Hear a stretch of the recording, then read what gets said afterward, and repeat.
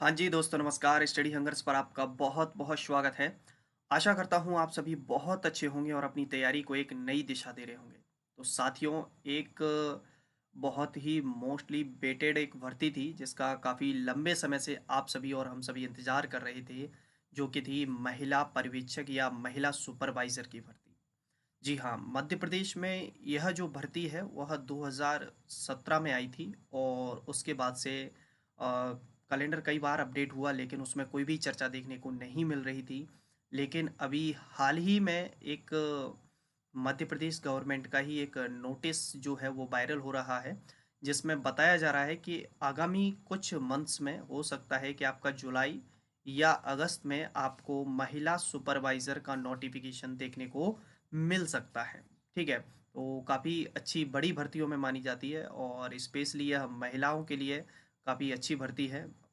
तो चलिए इस भर्ती के बारे में हम कुछ इस डिपार्टमेंट से रिलेटेड, इस भर्ती से रिलेटेड कुछ नई चीज़ें शुरू करने जा रहे हैं, जिसकी सबसे पहली मुहिम ये है कि सबसे पहले हम इसका पाठ्यक्रम यानी कि सिलेबस आपके साथ डिस्कस करते हैं। ठीक है, तो ये जो भर्ती है ना, इसमें जो पेपर होता है आपका, ये 200 नंबर का होता है। और देखिए, इसमें बाकी की जो और डिस्कशन है वो धीरे धीरे मैं इसके वीडियोस लाऊंगा धीरे धीरे। ठीक है, और बाकी का इसका कंप्लीट नोटिफिकेशन आएगा जैसे, उस पर भी हम डिटेल में डिस्कस करेंगे। तो फिलहाल हम यहाँ पर जो डिस्कस कर रहे हैं वो स्पेशली सिलेबस के बारे में आपसे चर्चा कर रहे हैं। ठीक है, ये जो पेपर है वो 200 नंबर का होता है, इसका 200 मार्क्स का होता है और इसको जो है वो 4 भागों में बाँटा गया है। ठीक है, इसका पहला जो है, पहला खंड पोषण एवं स्वास्थ्य। द्वितीय खंड की अगर हम बात करें तो सामान्य ज्ञान एवं तर्क शक्ति। तृतीय खंड प्रबंधकीय गुण और चतुर्थ खंड शिशु की प्रारंभिक देखभाल एवं शिक्षा। 4 भागों में इस पूरे के पूरे सिलेबस को बाँटा गया है। तो चलिए इसको डिटेल में और अच्छे से देखते हैं। देखिए, सबसे पहला खंड है, इसमें बात की जाए अगर तो, 1 मिनट। सबसे पहला खंड है पोषण एवं स्वास्थ्य। अब देखिए, इसको क्या किया गया, पोषण एवं स्वास्थ्य वाला जो पार्ट ए है, इसमें से टोटल आएंगे आपका 55 क्वेश्चन। ठीक है, यानी कि ये 55 नंबर का है आपका। और इस 55 जो नंबर है, इसको भी अच्छे से डिटेल में डिस्कस किया गया है कि कौन कौन से टॉपिक में से कितना कितना आएगा। ये सबसे अच्छी चीज़ लगी इसकी, कि इसका जो वर्गीकरण किया गया वो बहुत अच्छे से किया गया है।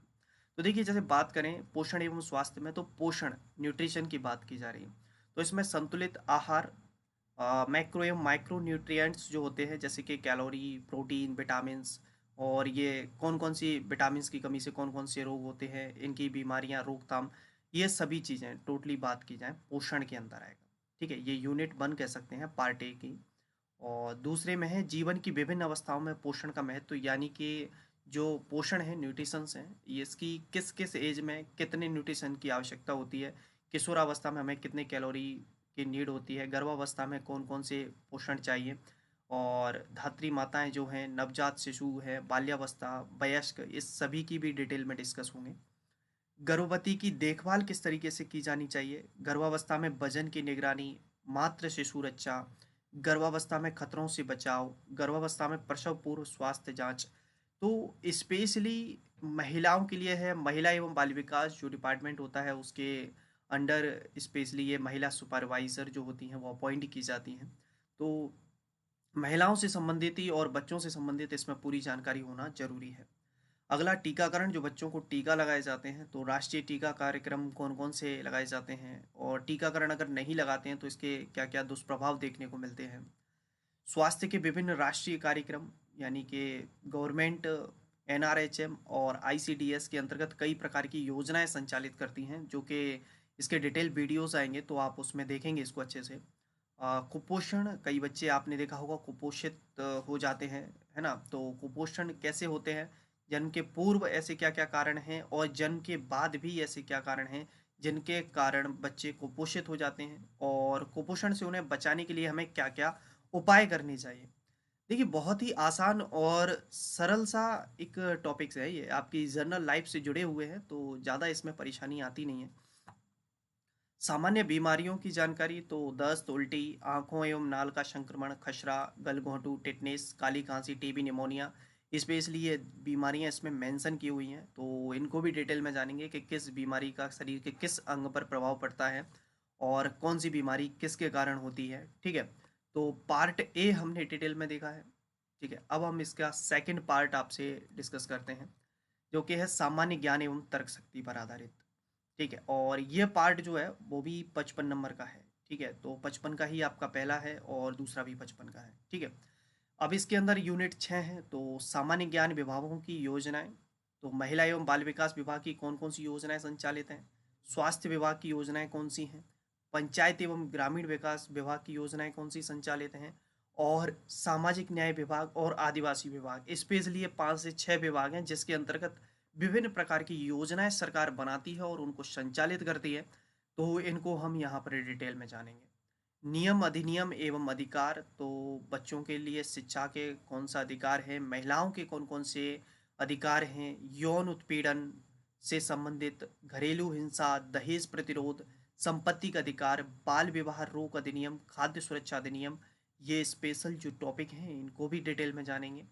शारीरिक संरचना सामान्य ज्ञान, पाचन तंत्र, ग्रंथियां, प्रजनन तंत्र, किशोरावस्था विकास, प्राथमिक उपचार, इनको भी जाना जाएगा। और एक यूनिट इसमें फोर्थ, यानी कि इसमें कंप्यूटर को मेंशन कर दिया है। कंप्यूटर यानी कि एमएस ऑफिस स्पेशली कह दिया इसने, इंटरनेट और मोबाइल संचालन का ज्ञान। तो कंप्यूटर ज़्यादा नहीं आ रहा है, 7 नंबर का आ रहा है। तो स्पेशली ये टॉपिक जो दिए गए हैं इनको तो डिटेल में जानेंगे ही जानेंगे, इसके अलावा कुछ एक्स्ट्रा चीज़ें भी हम पढ़ेंगे। ठीक है, सामान्य गणित 8वीं तक के लेवल का कह रहे हैं कि बेसिक मैथमेटिक्स आपको आना चाहिए, जो अर्थमेटिक है। तो इसमें आपका अंकगणित आ जाएगा, दशमलव, प्रतिशत, अनुपात एवं ब्याज, आंकड़े की व्याख्या, ग्राफ पढ़ना एवं बनाना। ठीक है, तो ये 10 नंबर का आप मैथ कह सकते हैं इसके अंदर। बाकी का रीजनिंग के रिलेटेड बताया कि इसमें जो श्रेणी होती है, सीरीज और आकृति और सामान्य बेसिक क्वेश्चन 10 नंबर के, तो ये 27 नंबर आपके थोड़े से एक्स्ट्रा हो जाते हैं, यानी कि जिसमें आपका मैथ, कंप्यूटर और रीजनिंग को इंक्लूड कर दिया गया है पार्ट सेकेंड के अंदर। ठीक है, बाकी का तीसरा जो खंड है वो प्रबंधकीय गुण क्या है, तो प्रबंधकीय गुण में इसमें बात करेंगे। तो संचार एवं परामर्श कौशल से संबंधित 2 अपठित गद्यांश आपके पास आएंगे। ठीक है, जिनमें से क्वेश्चन छाट के आपको लिखने हैं। तो ये 12 नंबर के हैं यहाँ पर। विकास की अवधारणा एवं उसकी मुख्य चुनौतियाँ, पंचवर्षीय योजनाओं में विकास, समकालीन सामाजिक चुनौतियाँ एवं सरोकार, ये 10 नंबर का आएगा यहाँ पर। नेतृत्व, लीडरशिप डेवलपमेंट किस तरीके से होना चाहिए, तो इसके बारे में बताया गया कि टीम वर्क कैसे होता है, ग्रुप में कैसे काम करते हैं, लीडरशिप कैपेसिटी कैसे होगी। तो नेतृत्व विकास के बारे में बात कही गई, तो 8 क्वेश्चन यहाँ से बनेंगे। संप्रेषण, कम्युनिकेशन की भाषा, प्रकृति और इसके माध्यम और इसके अवरोध क्या है, तो 7 क्वेश्चन आपके यहाँ से हैं। सामुदायिक संगठन एवं मोबिलाइजेशन, समुदाय एवं सामुदायिक संगठन की समझ, सामुदायिक संगठन के सिद्धांत, तो सामुदायिक यानी कि कम्युनिटी डेवलपमेंट जो होता है उसके बारे में विशेषतः बात कही गई कि सोसाइटी में रहकर अब सामाजिक विकास किस तरीके से हो रहा है, कम्युनिटल डेवलपमेंट किस तरीके से हो रहा है, उसकी बात कही जाएगी यहाँ पर। तो 8 क्वेश्चन यहाँ से, यानी कि ये जो पार्ट है वो 45 का।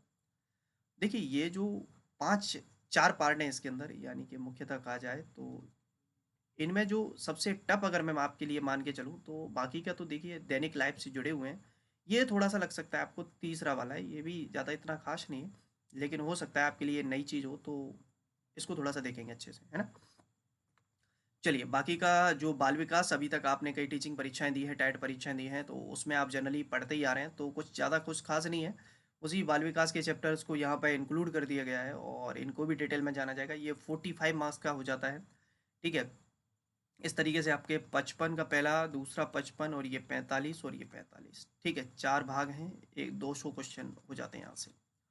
ठीक है, तो इसको देखिए, इसमें दिया गया है बाल विकास का परिचय, यानी कि बुनियादी अवधारणाएं, वृद्धि और विकास को परिलक्षित करने वाले सिद्धांत, विकास के जो महत्वपूर्ण चरण हैं, आनुवंशिकता और पर्यावरण की बात कही गई है, प्री नेटल डेवलपमेंट, प्रथम 3 वर्ष में विकास और 3 से 6 वर्ष के मध्य विकास, इसकी बात कही गई है।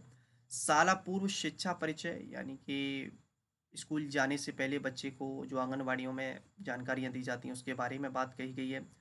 तो बाकी का बच्चे के सीखने की प्रक्रिया और उसके मानसिक क्षमताएं, शारीरिक और गत्यात्मक विकास, यानी कि हम कहें कि विकास के जितने भी आयाम हैं उनकी बात यहाँ पर कही गई है। संज्ञानात्मक विकास, मानसिक विकास, भाषाई विकास, सामाजिक, भावनात्मक, सृजनात्मक, ये समस्त प्रकार के जितने भी डेवलपमेंट हैं हम उनको यहाँ पर जानेंगे।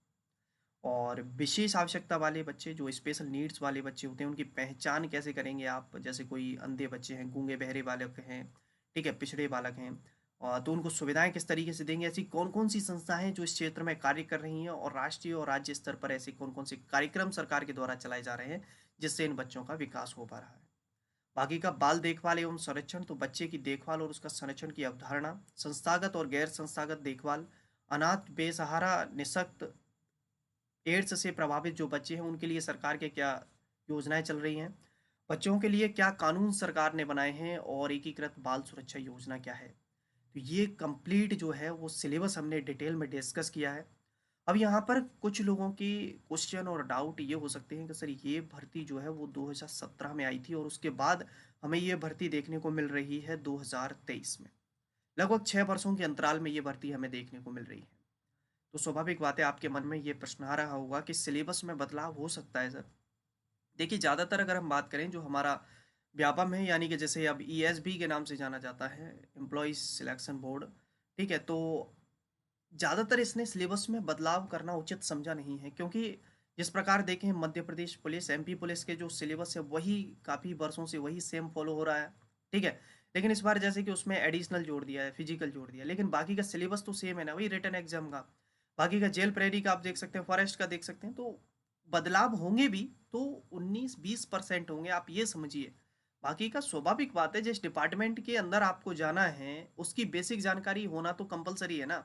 तो ये जितनी भी सभी चीज जो चैप्टर है इसके अंदर वो बेसिक है, यानी कि इसकी स्पेशल जरूरत ये तो रहेंगे ही रहेंगे। 19-20 ये कर सकते हैं कि इसमें थोड़ा सा किसी में कुछ नंबर का कम कर दिया, किसी में कोई एक्स्ट्रा पार्ट ऐड कर दिया, तो ज़्यादा बदलाव हमें देखने को मिलेंगे नहीं। तो इसके ऊपर अब हम कंटिन्यू वीडियो लाएंगे आपके, ठीक है। सबसे पहले हम जानेंगे कि जो प्रीवियस ईयर में किस प्रकार के हमारे प्रश्न पत्र आए थे, क्वेश्चन किस तरीके के आते हैं, क्या क्वेश्चन की प्रकृति है, इस सभी को डिटेल में जानेंगे। उसके बाद हर पार्ट के ऊपर इंडिविजुअल वीडियोस लाएंगे डिटेल में, ठीक है।